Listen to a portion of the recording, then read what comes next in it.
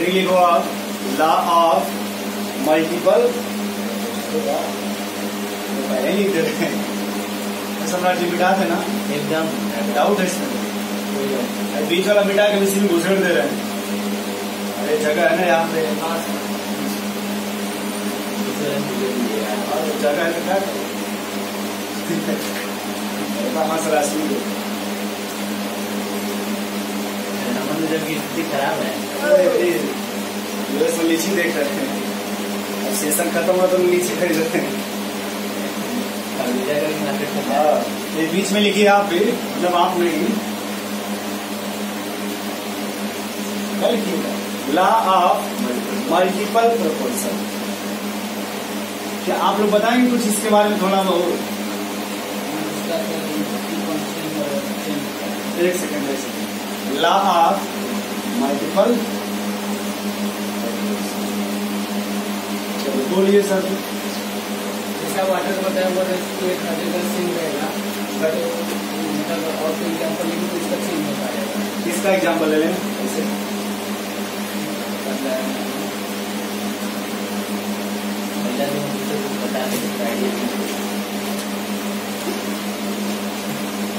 इसका एग्जाम्पल ऐसे ऐसे करें भाई, आप मल्टीपल प्रोपोर्शन पार्टी से बाहर नहीं है।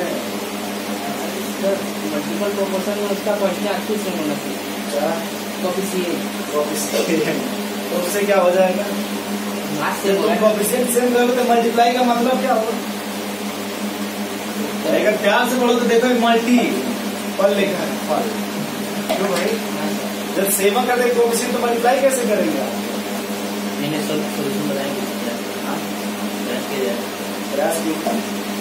इसमें देखो क्या होता है मल्टीपल प्रोपोर्शंस में, हमेशा पहले बात यह है कि ऑलवेज, कब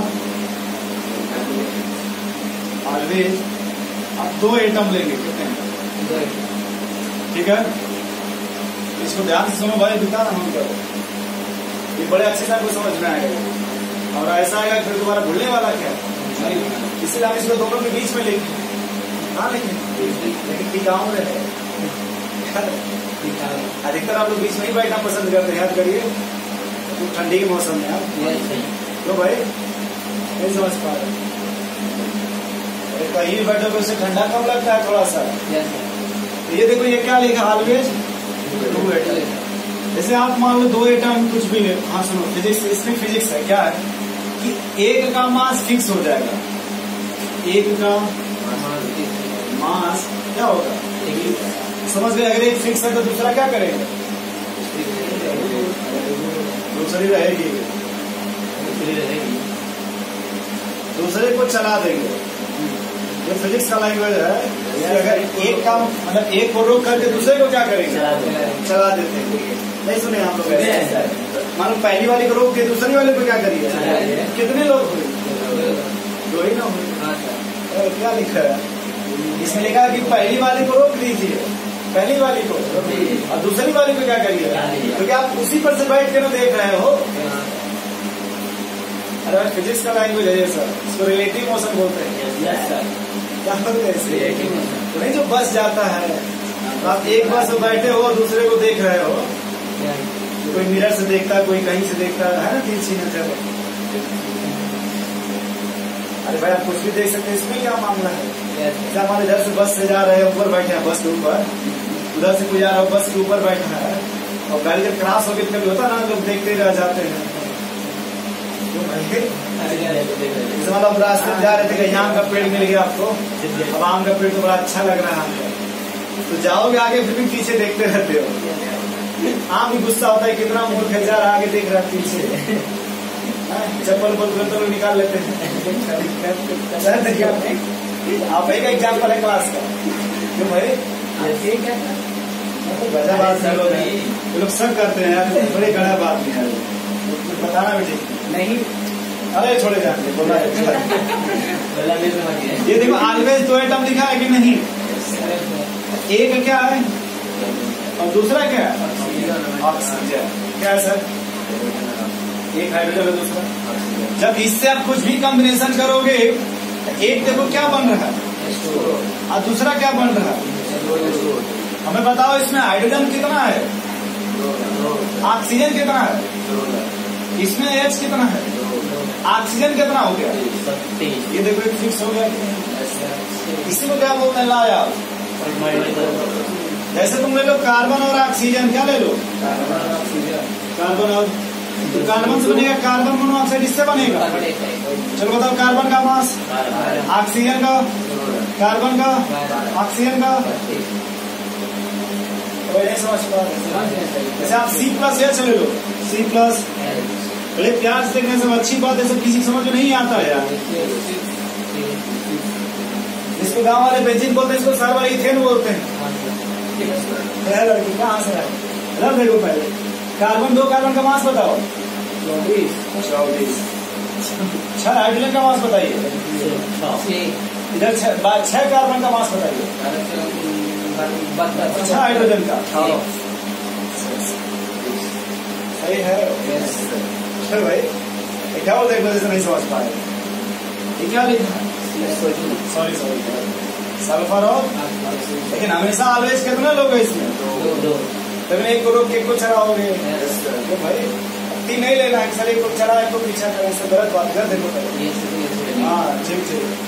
SO2 और बताओ सल्फर का मास कितना आया, ऑक्सीजन का, सल्फर का, ऑक्सीजन का,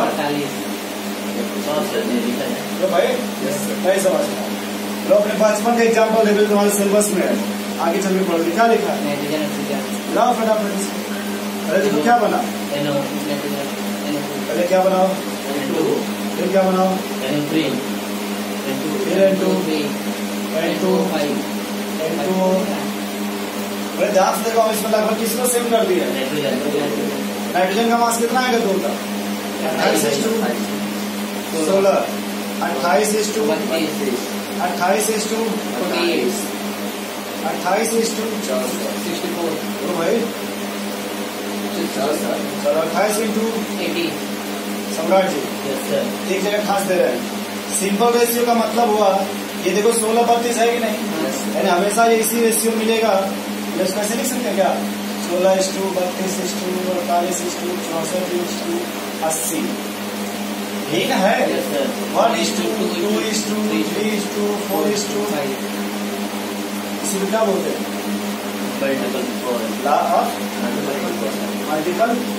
जैसे आप यहाँ काट के देख लो, अगर काटना चाहते हो तो देख लो 1:8 बोलो भाई क्या मिलेगा, 1:16 देखो ये किसी को क्या बोलते हैं। एक को रोक देंगे, एक को इसको मत रोकिए, छाप लीजिए इसको। ये क्या होता है, ये तीसरा हुआ ना, ये वाला बेटा इतना, अरे ये वाला बस इतना है, बस इतना। एक हेडिंग उसमें थी लॉ ऑफ रेसिप्रोकल, क्या होता है, नाराज मत। फोर्थ वाला है लॉ ऑफ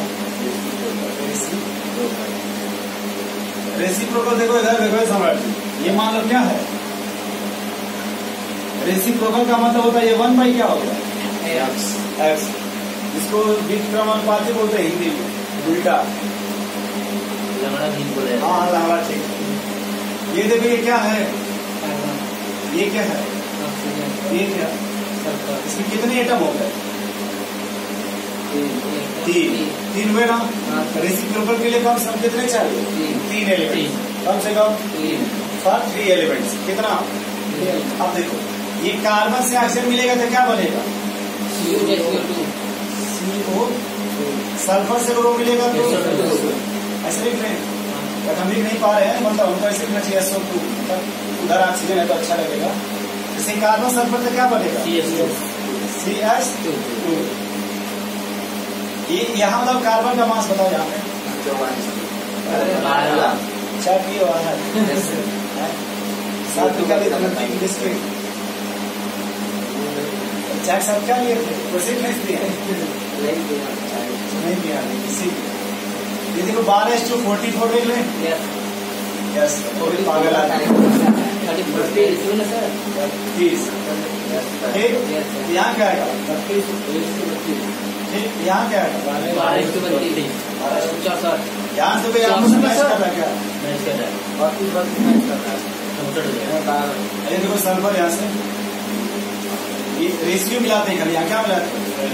मतलब हम इसी को जब ऐसे लिखते हैं, थोड़ा सा देखो ऐसे SO2 समझ गया आप? हाँ सर। ये देखो सल्फर सल्फर से मैच करता है, एक रेशियो मिल रहा है ना? Yes, sir. अरे भाई एग्जैक्ट नहीं, ये देखो यहाँ अगर सल्फर 32 है, सल्फर कितना आ गया? 64। ये एक रेशियो मिल रहा है, और यहाँ देखिए ये भी एक रेशियो मिल रहा है। तो इसमें तीसरा हमेशा कम से कम 3 है, तो 2 मैच करेंगे कितने? हमेशा आप किसी भी 2 को एक तरफ से मिला लोगे और किसी भी 2 को, इस तरह से। लेकिन जो ये रूल है ये उतना अच्छा नहीं तो इसी को हटा करके आगे हम चल करके पढ़ेंगे इक्विवेलेंट। क्या पढ़ेंगे? equivalent। बस इसमें समझ लो रेसिप्रोकल में कम से कम कितने एलिमेंट होने चाहिए? 3। देखो इसमें ये दोनों आपस में कुछ इक्वल रेशियो में है। जबकि यहाँ देखो यहाँ से जो ये सल्फर है ये 32 और 64 ये भी एक रेशियो में है, नहीं है? तो हमेशा बस मिलाते जैसे C मिल गया, S मिल गया, लेकिन ये उतना अच्छा इसको अच्छे से पढ़ने के लिए पढ़ेंगे इक्विवेलेंट सिस्टम। क्या पढ़ेंगे? Equivalent system. वहाँ इसको पूरा अच्छे से पढ़ेंगे, लेकिन ये कितना है, कितना होना चाहिए, यहाँ उतना अच्छा नोट कर लो इसको।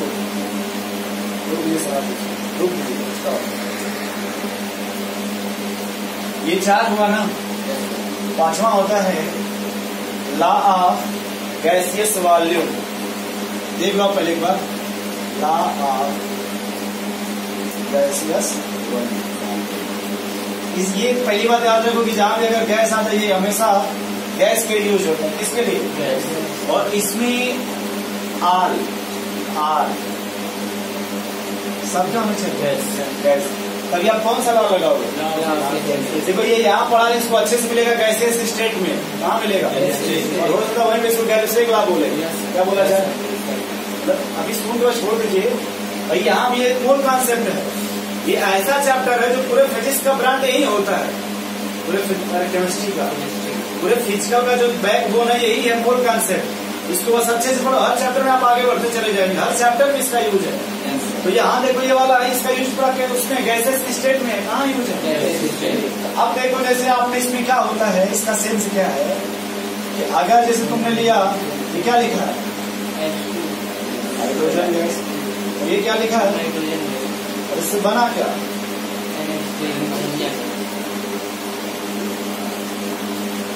यही ना होता है। तो पहली बात ये जो गैसेस सवाल में वहां लगा जहाँ सब क्या होना चाहिए? तो इसी को आप ऐसे भी देखो लिख सकते हो, N2 gas plus 3H2 gas, ये क्या बनेगा? 2NH3 gas. कोई समस्या?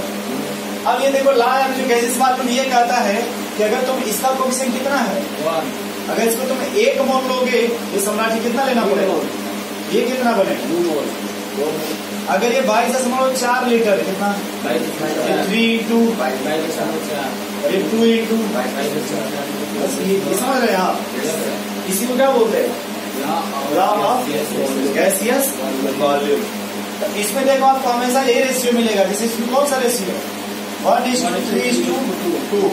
जितना मिलेगा वो हमेशा काट पीट के कितना आएगा? 1:3:2। इसी को हम क्या बोलते हैं?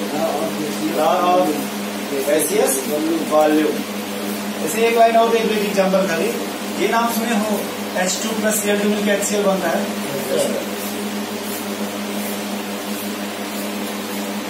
ये दो तो यहाँ 2 कर देते, इसका 1 मोल, इसका 1 मोल, तो इसका 2 मोल।